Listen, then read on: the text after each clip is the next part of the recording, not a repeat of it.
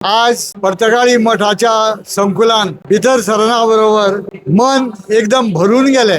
इतले सुंदर प्रकार जाल्लो आसा, कित्याक आमी हांगा पयलीं पासून येत आसा, पूण आतां हो नवो प्रकार पळयना बरोबर मन सामकें उल्हासीत जालें आनी एक वेगळ्याच तरेचो संचारलो म्हणटा तसो.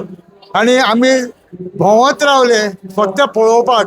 इतलें सुंदर, इतलें सामकें म्हणजे आवडीन काम केल्लें दिश्टी पडना बरोबर तुका सुद्दां एकदम स्पिरिच्युअल टुरिजम जर कितें आसा जाल्यार तुमी हांगा येवन पळोवचें. स्वामीजीन स्वता तातूंत भाग घेवन ताजेर विचार करून तांणी एक विजन दाखयलें आनी ते करून घेतले. त्या बद्दल स्वामीजीक असंख्य नमस्कार. आनी ह्या पर्तगाळ मठाचे म्हाका दिसता 10 दिसा सबंद जगभर नामनिशान जातले आनी सगळे लोक 4 दिशां कडल्यान हांगा येवन हे स्पिरिच्युअल टुरिजम म्हणून एक सेंटर निर्माण जातले हातून शंका ना. आमी पयलीं हांगा राम नवमीक येताले, हरशीं येताले, पूण राम नवमीक आमी हांगा आसतालेच. म्हणून तेन्ना आमी पळयताले आनी आतां आमी पळयता हातून भव्य दिव्य अशें हे वास्तू दिश्टी पडटा.